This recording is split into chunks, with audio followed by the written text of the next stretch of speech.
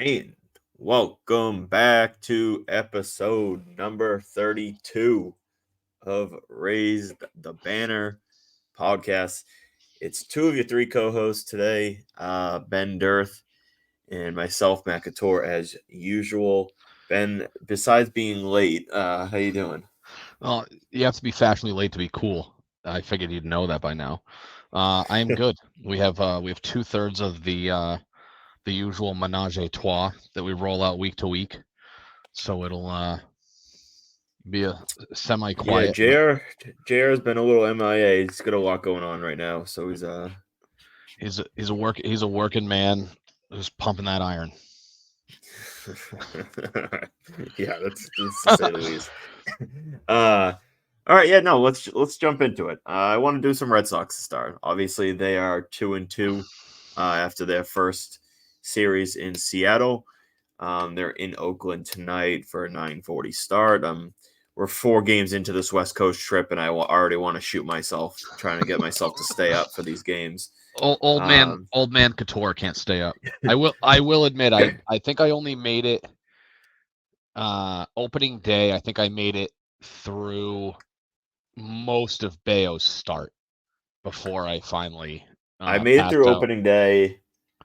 I made it through game 3. Game 2, I fell asleep, and then I made it through game 4. But it's like I wish I had. I'm trying to think. So when did they open up? So what was I doing on Friday? Oh, we skied Friday. Last ski day of the year. So I was exhausted. And we'll get into it. But missed hell of a start from our boy Nick Pivetta.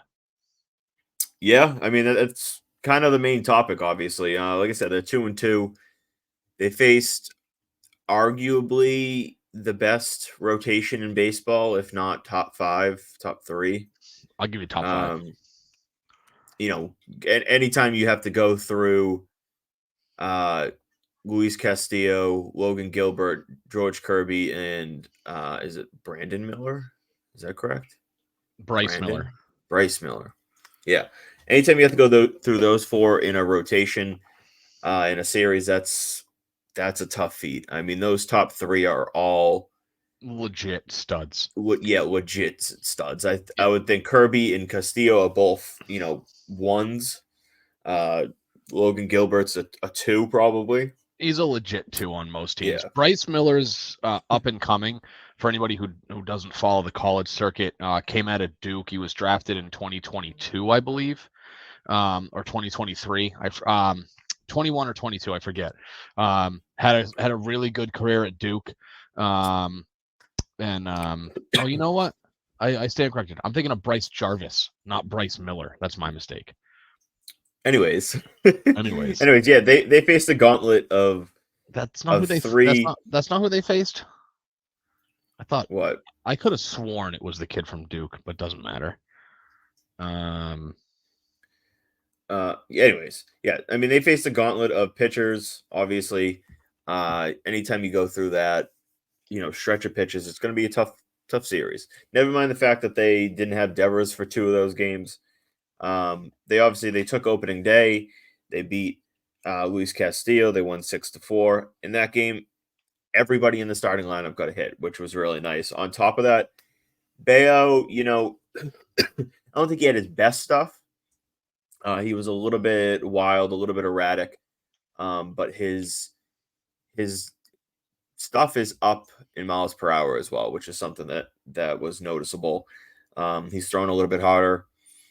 And as much as he was a little bit wild, he kind of worked around it in game 1. Obviously, effectively wild, as we like to call it. Yeah. Obviously, opening day, Tyler O'Neill extended his streak and set an MLB record for 5 straight opening day home runs, which is just kind of insane.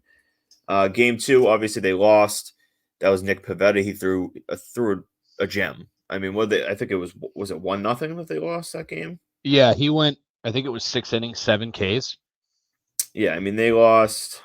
Yeah, 1-0 that game. It was 1-0. And you couldn't ask for much more. Devers was out. The bats just didn't hit. Game 3, excuse me. They lost 4-3. That was a tough one because it was 1-1. They put up 2 runs in the top of the Ninth. 10th, top of the 10th. 10th, I'm and sorry. then in the bottom of the 10th, the Kenley was not available, I guess, and Joel Rodriguez blew. I mean, some of it was kind of ticky tacky hits, but regardless, blew the lead, and they lost that game in the bottom of the 10th in a game that they very easily could be 3-1 right now. Yes. They should be 3-1 right now. That's a game obviously you look at and say, they 100% should have won that game. You go up 3-1 in the bottom of the 10th inning, you should win that every single time. Obviously, you're not going to, but yeah, I would say 8 or 9 times out of 10 when you have a lead in extra innings, as obviously. And even the other game they lost 1-0. So obviously the big storyline right now is the pitching staff. They have been. I mean, if you could have drew up any type of I don't even want to say like any dream of what this pitching staff could be that is somewhat realistic, it would be what we've seen so far. And that's from the rotation and into the pen. Overall for the Sox, what are your thoughts on the first series, and what are you looking for, for this next 3-game set, I think, in Oakland? You're muted. Sorry, thank you. So the series in Seattle, obviously opening day was good to get that win. I think if you really want to look at the ceiling for this team, I think the Mariners are the benchmark. I think it's a fair comp for 2024. The Mariners were 86, 87 wins last year, I think, right? Somewhere in there. They only missed postseason by a game. They would have. I know that they had more wins than the Diamondbacks, who got in as the last wild card team in the National League. They had 84 wins. So Mariners had 85, 86 wins, something like that. But that's kind of the benchmark for the Sox this year, in my opinion. That's kind of their ceiling, if you will. So to go in there and take 2 out of 3. I mean, obviously they have a pretty recently, more so because Luis Castillo started his career in the National League. But they've hit him pretty well since he went to Seattle. They beat up on him a little bit last year. He had a start at Fenway. I think he gave up like 4 or 5 runs in 5 innings. And there were some pretty hard hit balls in that game. So, not that Luis Castillo is a slouch. He's not. He's a legit ace on most any team in baseball, not named the Dodgers. But good to get that win. I thought big picture, the pitching staff was very much impressed me. We talked with Joey Capone last week about what this pitching staff really needed to do if the Red Sox were going to be competitive, and it's not going to happen, but if they can get what they got in Seattle out of their starting pitching on a semi-consistent basis throughout the course of the year, right? Not every game. Like Pivetta, I just looked at his numbers. Pavetta's not going to go out and go 6 innings, 1 run, 10 Ks, no walks. He's not doing that every start. That's his A game. But if you can get what you got starting pitching wise from, on a semi-consistent basis, I think the playoffs are absolutely within reach, especially with this offense. They very easily.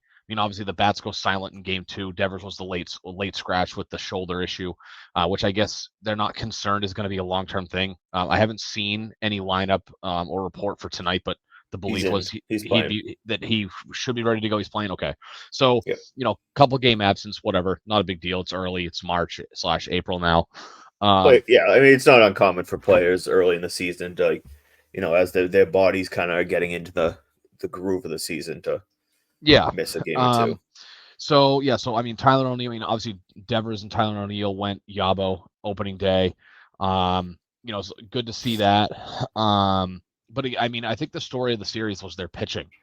I don't think, like, if you had told me and I'm going to bring up the game logs, but if you had told me that the Red Sox were going to get those kind of starts out of those kind of performances out of their starters. Bayo, 5 innings, 2 earned, had a couple Ks. The pitch count was up, but again, he was having trouble finding the zone. I think he was sub 60% strikes, which is that's why you'll only go 5 innings. But if you had told me that you were going to get, and I want to say that of the 4 guys, he had the worst start. So if you had told me that 5 innings, 2 earned was the worst stat line of any starter in this series, if you had said that that was going to be the worst stat line, I'd be ecstatic. Pivetta goes 6 innings, 10 Ks. Cutter Crawford went 6 innings and 7 Ks. And was Whitlock 6 innings and 8 Ks? Something like that. I Like think he that. went 6. Yeah. I mean, I'd have to crunch the numbers, but that's as good an outcome this early in the year when pitching normally is slower than hitting early in seasons. Guys are, they're getting back into the groove out of spring training where they're not used to throwing more than 3, 4, 5 innings at most towards the end of spring training. So, the pitching is definitely the storyline. I mean, Chris Martin he looked insanely good. I think he pitched opening day. Kenley not being available kind of or was it game 2? He pitched opening day and he pitched game 3. Okay. He pitched in the 9th to send it to extras. So, I mean, Kenley not being available, it's kind of a disappointment. I think there's something going on there, kind of behind the scenes. I know what I mentioned last week that, if there was going to be like a bust kind of player, he was my pick for that because I just didn't think that he was invested. He doesn't seem all in. But again, like the offense will figure it out. I get they played in Seattle. It's March. It's April. It's going to be cold. And again, the starting pitching was the storyline for me. Yeah, I mean, you kind of said it perfectly in the sense of if we could expect that, we would be in obviously phenomenal shape. If based off what we expected from this rotation, if we even got, what we saw that this first 4 games is like, this is a tough analogy, but like it's 100, percent better than what we could have realistically expected going into the season. We don't need not that we don't need that. We don't need that to be competitive. If they're 30% above what we expected from this rotation, this team will be a solid baseball team. Yeah. If they're better than 30%, then we talk about a team that could actually, get themselves into the playoffs and be a real contender. Obviously, a lot comes down to Brian Bayo and what his development is. He looked, I would say, solid. Some intrigue in his first start. Like I said, his mile per hour on basically all of his pitches across the board were up. Nick Pivetta, man, dude, like he might have figured it out. Like he might be that guy that just works continuously at his game, and in the perfect time of his career when he's getting ready for a payday next year, he might have figured it out in the second half last year. And this year, like seriously, if he at this point, and I know it's 1 game, so I'm trying not to overreact. Like based off what we saw last year, and then this first game with the new sweeper that he has, and his approach in general, like he could be that number 2 guy that we were desperately looking for. And again, like I'm trying not to be like overreacting, declare him as a legit 2 or anything like that, but he's got me optimistic. Obviously, game 3, we went ahead, Cutter Crawford again, pitched great. He's a guy that a lot of people have been saying like they think he can break out, and I agreed. I mean, he put up a 4.04 ERA. I think that's what we said last week, right? I think it was 4.04. Yeah, it was just over 4. Yeah. If he could, even if he just does that, that's like solid. Like I remember seeing someone on the other day. They were saying, "Oh, like this was before Montgomery signed. Oh, he's a league average pitcher. He's like they were like he's a mid to high 3 ERA. Blah blah blah." I'm like, I don't think you know what average is in the MLB. The average ERA last year was a 4.34. 4.34. That's pretty high, first of all. So that's your average MLB pitcher. So if he's going to go out there, and I know it's a lot more than just ERA and stuff like that to evaluate a pitcher, but if he's a guy that's going to give you that low 4 ERA or high 3 ERA, you're in good shape. Garrett Whitlock, I mean, dude, he looked good. He looked good. He did. And so it's really going to be health for him. I think if he could stay healthy, like he has a chance to be a legit starting pitcher. And then Tanner Houck we'll see tonight, but I'm optimistic, obviously, based off how the first 4 went. The offense was a little bit disappointing. Obviously, Devers missed some time. Casas is coming out slow. Story was slow. He had a couple hits last night, but he was a little bit slow the first 3 games. But overall, I mean, like I said, they could very easily be 3-1 right now. They're playing arguably the worst team in baseball these next 3 games. They should win. They should win minimum 2. And you'll go into where are they? Are they San Francisco after this, or LA Cleveland. Angels? Cleveland. No, they don't go to Cleveland after this, do they? Yeah, I think because it's 3 series before the home opener. I'm pretty sure. I'll double check. Thursday. They're off Thursday. No, yeah, then they have the Angels. Is the Angels? It's Angels then Cleveland. I don't know, Angels. Pretty sure, or is Cleveland the home series? They open up against Baltimore. I know I don't think they play Cleveland. They don't. I'm sorry. Cleveland is after the Angels marathon Monday week. Yeah, all right. So that's after the homestand. Yeah. No, that's the beginning of the homestand. That's the end of the end of the homestand is 4 against Cleveland. But yeah. So anyways, they go into the. Go ahead. I was just gonna say the A's series. I was just gonna reiterate. I think that they have to win 2 out of 3. I mean, you have Crawford going tonight. You have Bayo tomorrow. Pivetta. I'm lost my days of the week. Wednesday.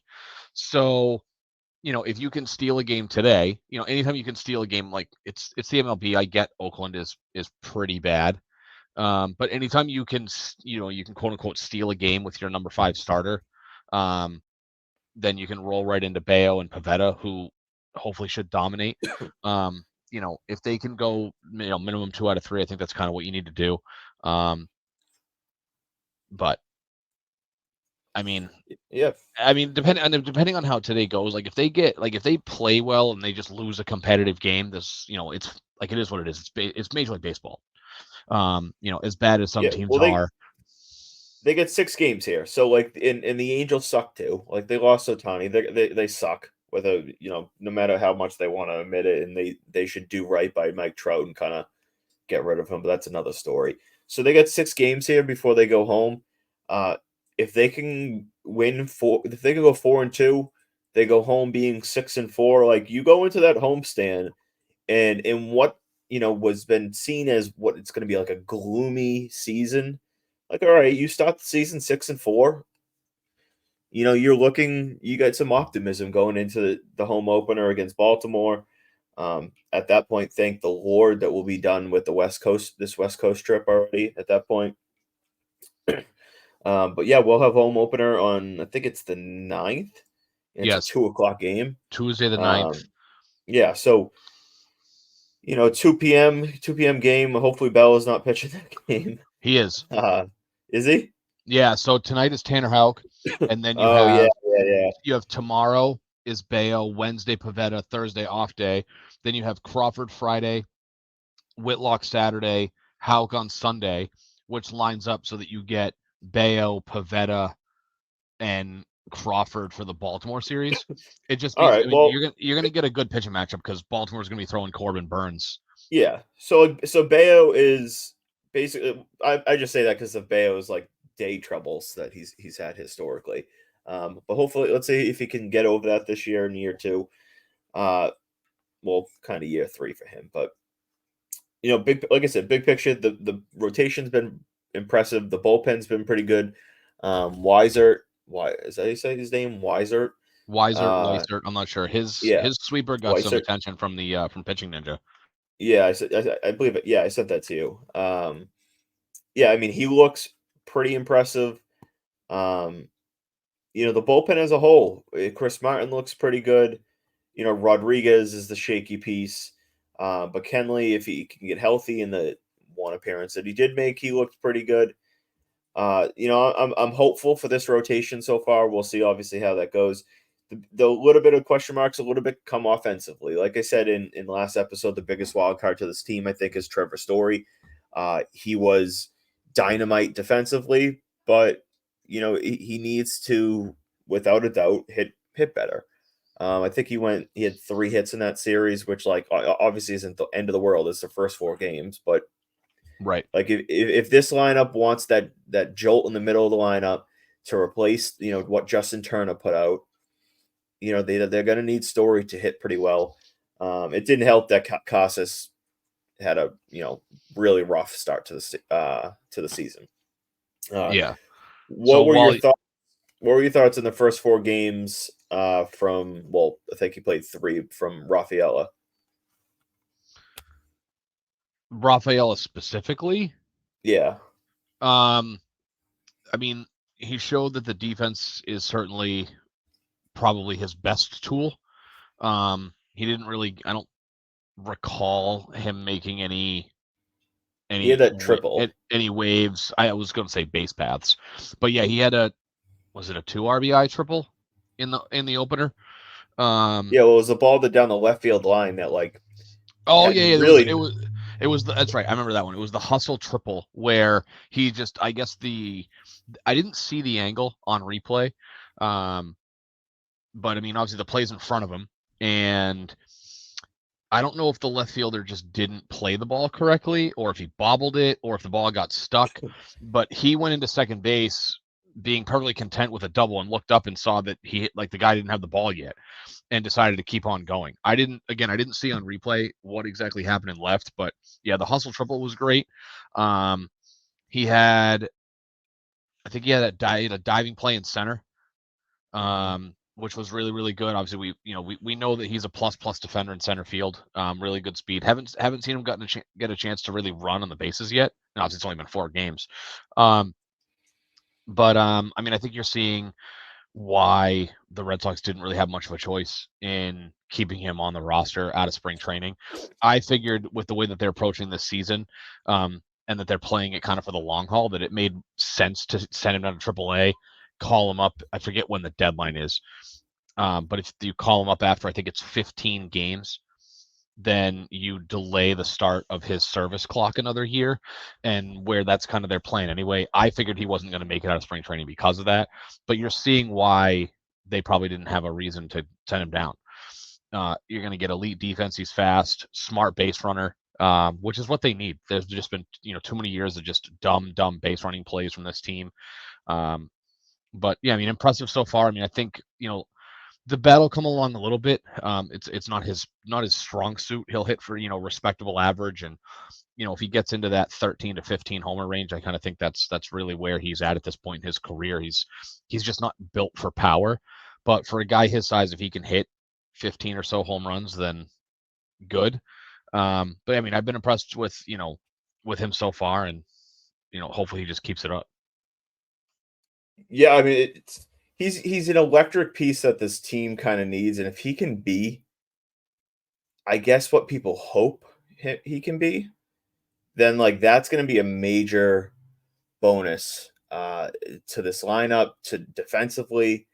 I mean, just based off last year, obviously we dealt with a lot of defensive issues, especially at shortstop, even in the outfield. Duran was a little shaky in center field as a whole. He was improved, but a little shaky. You're now putting a Gold Glove shortstop and a potential Gold Glove center fielder into the mix. That alone, like, that's going to improve this team. I mean, we've seen it. Like, we saw from Trevor Story just in this series, Yeah, some of the plays that he can make, consistency. So you're going to see a shortstop position that went from, I mean, it kind of cost us a few games early in the season last year to it's going to save some games. Yeah, I think their defense up the middle is really, really good. Still some question marks at second base because obviously Vaughn Grissom's hurt, so it's just kind of waited out until he comes back. But if they can just be respectable at second until Grissom comes back, then they'll be in really good shape. But once Grissom comes back, I think when you talk about your defense up the middle defensively, they're one of the top teams in baseball when you talk about up the middle defense. Oh, I mean, most certainly. We'll see what Grissom is. At the moment, Emmanuel Valdez is, holy shit, as shaky as can be. If that dude could just like figure it out and be serviceable defensively, his bat is, first of all, it's wildly similar to Juan Soto as a swing, but obviously not to that level. But I mean, his bat can be kind of legit. I think he can be that guy that hits in, the mid 250s, 260s with a little bit of pop. And I don't know if he's ever going to be, a top of the order guy. But No, like I think his back is a legit like number 7 bat in this league. Yeah, And so I would say the 6 hole is probably his ceiling. yeah, so like and that's fine in the long term. It's just like if he needs to be serviceable defensively. Yeah, I mean, there's And not. I mean, I'd have to look. I mean, how many second basemen across baseball are hitting in premier spots in the lineup? It's probably not many. Obviously you've got Jose Altuve, who I know is, he's entering probably the end of the prime years of his career. He's been a leadoff 2-3 hitter for a long time, but you don't see many second basemen in baseball hit in really high impact spots in the lineup. Like obviously Pedroia did it here for a long, long time. But like, you could probably count on one hand and again, I'd have to go look, but I'm guessing you could probably count on one hand how many second basemen across baseball hit in premier spots in the lineup. So, if he can play serviceable defense and be a 6 or 7 hitter, I mean, there's nothing wrong with that. And he did have, if I'm not mistaken, he had a 3-run home run in the final game of that Seattle series, correct? yeah, he made an impact on this first series. It's going to be interesting to see when Grissom gets back how they play it out. I don't know if they're going to keep him because do you get rid of Pablo Reyes? Like what do you do there? I think that they'll probably still send him back to the minors, Valdez that is. Yeah, is Reyes? Does he have options to go back down to the minors? I don't think so. I didn't think so. I know Valdez does. Yeah, and so that's part of it. They can send Valdez back down to the minors, and really like it's his bat's ready to the point where he can be a above or even just average overall bat in the majors. His defense needs to improve. Yeah. Devers obviously had a homer in opening game, and then he had a double, I think, in the same game. Yeah, in the same game. Yeah, he went because he didn't play in the final 3 games. He went 2 for 4 with a double and the 2-run home run. Yeah. So, I'm not really worried about Devers at all. He looked good. In the first game, he'll, once he shakes his shoulder injury, he'll be fine.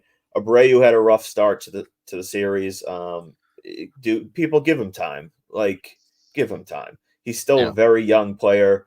Casas looked like a disaster the first few weeks of the season, first like 6 weeks of the season last year before he finally figured it out. And we have the luxury in the outfield where like he can work through that day to day and get himself back on track without him having, relying on him game to game to be a producer. We'll see what he does, but just give him some time. Give him some. I'm not really worried about him. And then finally, it's Yoshida. I mean, we'll see. Like he's had a few hits. He had a nice base hit to. I think it took the lead in game 3. We'll see how he does long term. Obviously, we know endurance and fatigue was an issue last year. We'll see if being a DH helps that. I would imagine it does, and a little bit more preparation for him himself. But as a whole, we've kind of gone it over it all. They look pretty solid, certainly better than I think anybody could have hoped for. After one series, and again, it's one series, and we'll take it as it goes. But I mean, I'm pretty happy about the first series, regardless, even though we only split it. Yeah, I mean, it's early on, and you just have to hope that that the offense is going to hit. I think we talked about this, right? Where it really was going to come down to pitching. So again, give it time. It's still early, but I would expect the offense to probably be just fine. And we'll see what happens. Sorry, I was also just looking up the lineup for tonight. Yeah, but let's transition. I want to do a little bit of Patriots talk. I was going to do some Bruins, but JR unfortunately couldn't make it, kind of semi last minute. But the New England Patriots. Obviously, a report came out today from Tony Pauline, something like that. Sounds right. Yeah, he's a pretty credible NFL reporter. He said the talk around the pro day circuit was the Patriots were interested in Elliot Wolf. Were interested in JJ McCarthy. What are your I know we've talked personally about JJ McCarthy. Let's say Drake May goes number 2. What are you doing? Are you going with Daniels? Are you going with McCarthy? What are your thoughts overall on JJ McCarthy? So the thing with JJ, I've never the thing with McCarthy for me, not that I've ever not liked him, it's just nothing I've seen from on-field like game film made me ever say like wow. So there's nothing that I love about JJ, and not to say that there's nothing to love, right? I just feel that based on the system that was run in Michigan, where heavy run game, they had 2 guys, Johnson and Corum, who were dynamite running backs out of the backfield. Stout defense. They averaged, I think, 10 points allowed per game last year, something crazy like that. When you have a team like that, and you posted on social media about this, about how in 2023 he never faced a deficit at halftime, and something like, what was it, 60 or 70% of his throwing attempts came in the first half of games this year, something crazy like that. So the thing with JJ is I think he has a really high floor. I just don't know what his ceiling is, because with the system that was run, not that I don't think he was capable of doing it, but because of the system, they didn't need to rely on him to win the game with his arm almost ever. So that's just there's still some questions. So I mean, it's hard on the outside, right? Like, we're not interviewing JJ McCarthy. Like, we're not that cool. Maybe someday you'll see us at the NFL Combine, with an RTB microphone in our hands, going, who knows, Maybe JJ McCarthy's like JJ McCarthy Jr. Yeah, JJ's son. So in 30 years, but obviously we're not interviewing the guy. We're not, talking to him, after workouts. So it's really hard to know, like, what's going on from the neck up with him. I try not to pay too much attention to like big picture macro stuff at combines and pro days. Like, that's the time to look at footwork, um, you know, mechanical things with the arm, mechanical things with the hips and the shoulders. But I mean, aside from the fact that we probably couldn't throw the ball 60 yards, you or I could go out there and throw to wide open wide receivers and throw bullets on 5-yard slants. That's not so that's really why I don't put a ton of Yeah. stock into certain parts of the combine and pro days, right? Because you're throwing to wide open guys who can adjust in any way, shape, or form, because there's not a player out there trying to keep them from catching the ball. So that's why, again, there's just nothing on the other side of the equal sign for me with McCarthy. I think that his floor is probably the second highest in the draft at quarterback to me. I would say that Caleb Williams' floor is probably higher. But I would say that if you look at the other guys, he probably has the second highest floor. I think he has the lowest ceiling of the top 4 guys. I think that he has a higher ceiling than, I mean, if you look at like the next group of quarterbacks, which is a combination of Penix and Nix and Rattler, maybe Pratt to a degree. I would say that Penix is the only one that has a higher ceiling. So it's because you're just basing that off of like, what does the guy look like, and what did you see at the combine? Like, basing it off of that. So, I mean, if I'm sitting there at 3 and Drake May goes 2, I really don't know. I mean, there's something to be said. Michigan runs a pro style offense, whereas other teams don't. I don't know how much stock I put into that because, I mean, Patrick Mahomes ran a wide open spread offense at Texas Tech, and he's the best quarterback in the league. So I don't think the pro style offense really carries the weight that it used to. I mean, Jimmy Clausen ran a pro style offense at Notre Dame, and it was like, oh my God, like Jimmy Clausen, pro style offense, he's the guy you got to go get in the draft. And I forget what year he was drafted, and there's probably a good reason for it because he amounted to nothing. So guys that come out of pro style offenses don't translate like people want to say they do. Whereas guys that come from wide open spread offenses may translate. It all depends on other intangibles. I mean, I go back and forth.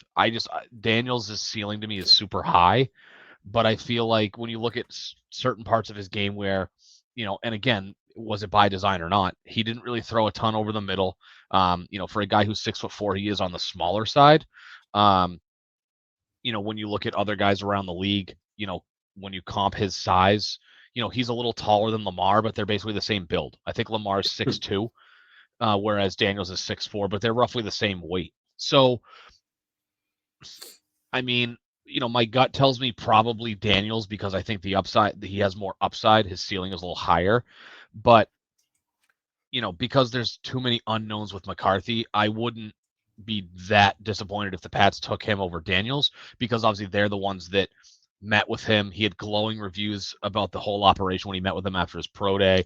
If they went McCarthy over Daniels, I probably wouldn't hate it because obviously they're the ones talking to him and getting to know him as a person, as a player. And, it's tough just because there's not a lot of game film on him to really make a really hardened decision one way or the other. Yeah, I mean, I talked about it with Washington and what they could do, and I've always kind of said that they could lean. I lean at them taking Daniels because Daniels is a little bit more pro ready. And in Washington, you have a first time GM who can't afford to miss.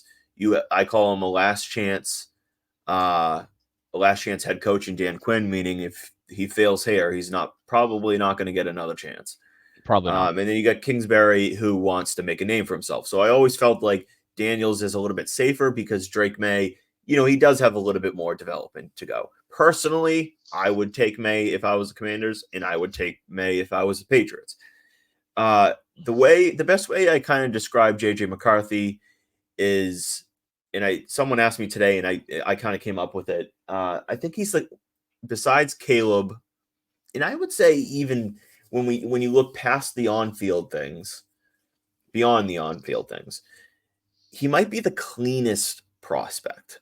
Doesn't mean the best prospect or the highest ceiling prospect. I think he might be the cleanest prospect in the draft.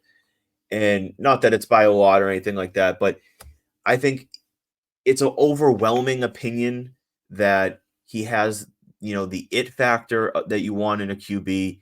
He's athletic. He's pretty accurate. He's got a pretty good arm. He's smart inside the pocket. He can escape outside the pocket. He can move pretty well down, running the ball, being a mobile QB. They didn't ask him to do a lot. And I think that there's a level, not I think, I know there's a level of dislike for McCarthy because of things that really aren't his fault. Like, is it his fault that the Michigan Wolverines blew every team out and they didn't really need him to be, that comeback guy all the time? Like, how much are we going to blame him for that? So while I do understand the concept that, we haven't seen a lot from him, at the same time, a lot of it, that's not really his fault. So you have to look a little bit deeper into who he is. And so I know you kind of mentioned it, but I want to kind of just run through it again. He had a 28-1 record in college. 28-1. That's, well, pretty good. Of those times, 29 games, they trailed at halftime twice. Throughout 29 games, they trailed in the second half twice. In 2023, they did not trail in the second half. In the games that he did have deficits, Rutgers 2022, they trailed 17-14.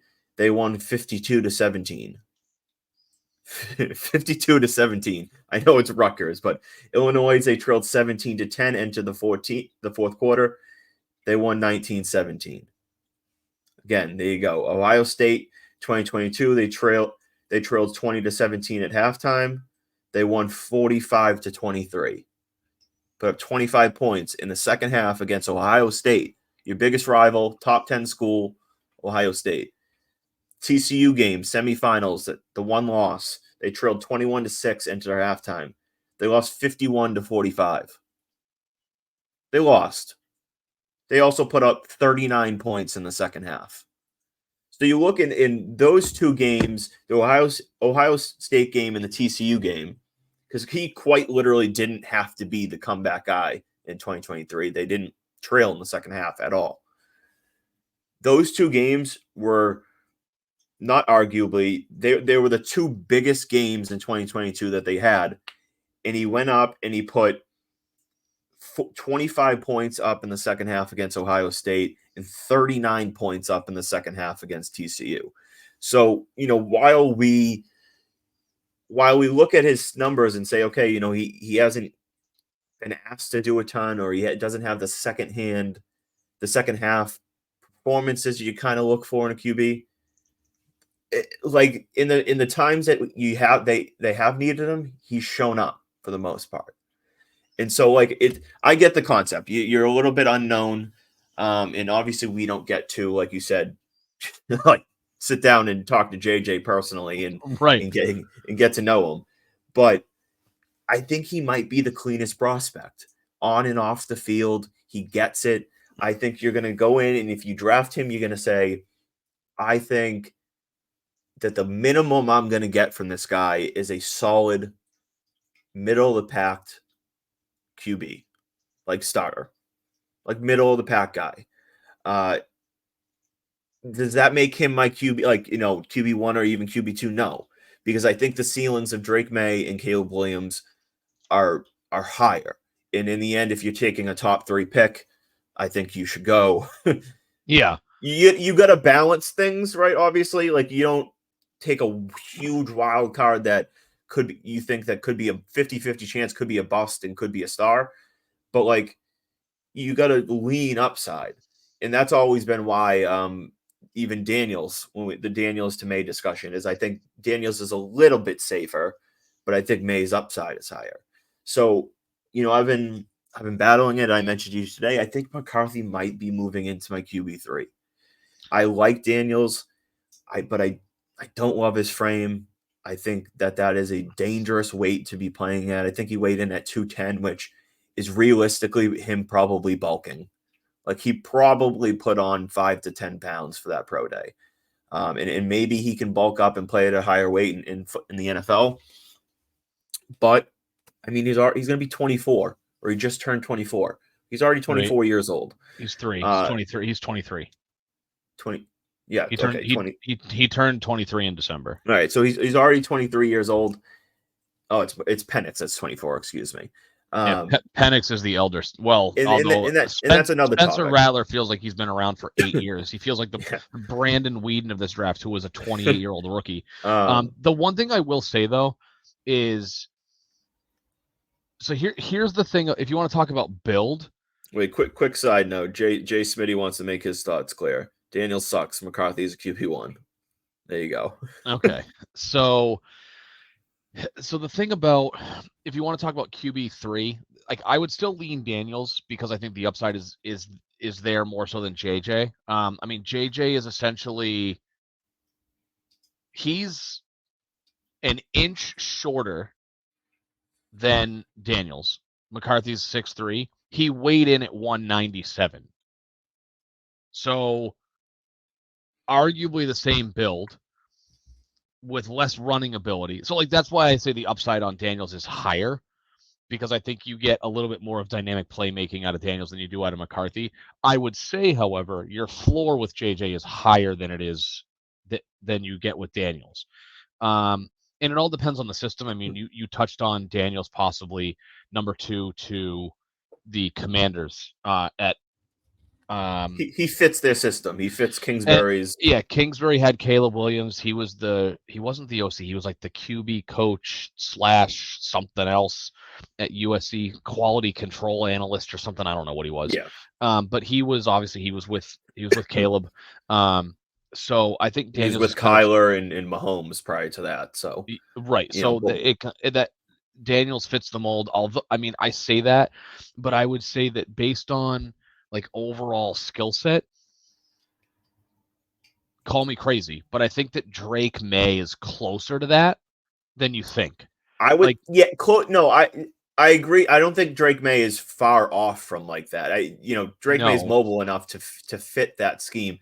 I would say realistically, I think JJ McCarthy is like an outstanding fit for Washington's Kingsbury system. I mean, He's the thing about McCarthy's more of like he can be mobile when he extends plays, but he's not gonna take off and run like Drake May or Jaden Daniels or Caleb Williams would. definitely not like Daniels. Daniels is I mean, if you is look at well, and I should do. I'm gonna look up. I would say McCarthy is almost just as mobile as Drake May is. So He JJ moves pretty McCarthy. well. So JJ McCarthy last year, 64 carries for 202 yards. I wouldn't like that's not Drake May, in my No, opinion. but Drake May, like we've also talked about, Drake May's numbers all around are going to be higher than JJ's because they asked him to do more. Yeah, I mean, I he mean, yeah, I mean, needed to do more. yeah, I mean, sure, So sure. everything's. I would say Drake May's built a little bit more bulkier to be a runner, but I think McCarthy has more than enough mobility to be, you know, a pretty mobile QB. Are you going to be designing runs for him and like doing RPOs where you're designing him to run the ball during plays? Probably not much, but you're not gonna really be doing that much with Drake May either. You only do that with guys like Jaden Daniels, who was like, and again, that's part of it for Daniels for me is this a huge aspect of what's attractive is his legs and mobility, and that works to an extent, but I'm just worried about his size. And I know it works for Lamar, but we've talked like for as many Lamars, there's a lot of guys that just can't withstand the NFL game playing that small. Jared's chiming in. So I think if JJ can find some consistency as a game, he's a franchise QB. Yeah, I think the sky is pretty. I'm probably a little bit higher on McCarthy's ceiling than you are, not by much. I just think that there is a level of floor with McCarthy that is very attractive. I would agree there. And you brought up the Alex Smith comp, off the pod, and I would say that's relatively close, a little bit more mobile, athletic version, and not that Alex Smith wasn't like No, but couldn't move a little bit. I would say physical talent. McCarthy's got a little bit more, but like he looks like Alex Smith to me. Yeah, a little bit. I've seen like a little bit more mobile Jared Goff, and I think people put that in a bad way. I mean, this version of Jared Goff is pretty damn good. I mean, he was a Like number. I mean, he was a number one pick for a reason. yeah, He just and so I don't like people keep saying like Jared Goff as if it's like some big insult type of thing. And while like Jared Goff maybe hasn't lived up to the like number one pick worthy, uh, this version of Jared Goff, and again, like he's in Detroit, he's in a good situation, they got good weapons. Like he's pretty good. And if you're saying a more mobile version, a guy that can get outside the pocket, extend plays, make some, more plays on the run, and with his legs, like that's not really a bad thing. No, not and, at and all. people kind of so like if you talk about like, all right, if we end up with a more mobile version of what Jared Goff was this year, that's pretty good. I think I think most people would feel like that was a pretty solid pick. Yeah, Like, would you agree? Like, I would agree. And I want to amend a prior statement. So JJ's combine like measurement, he measured in at 6'2" and a half, 220. So he put on 20 pounds from from like weigh-in days, early part of Michigan to the combine. So he put on 20 pounds in 6 months, give or yeah, take. and Jared's still listening. Jared Goff is a game changer. That's all you need in a QB in the NFL. He's not perfect, but if he can make big plays when it matters and is consistent, it's a no-brainer. Yeah, and that's kind of really what it comes down to. Like, I think in the reason why I think Drake May is my QB2, because I think that upside is higher than JJ. But when you balance Daniels versus McCarthy, and it's neck and neck for me, I think Daniels has a slightly higher ceiling, but McCarthy has I would say, a little bit more than slightly higher floor. So I'm saying, okay, if I had the number 3 pick, it would be a brutal decision if it comes between both of them. But like, I might lean McCarthy for the Patriots. We've talked about all what they bring to the table. It's also the New England fan base. It's the New England weather. When we talk about Daniels has a decent arm. I think he can make most throws, but he's not a guy that is gonna like amazing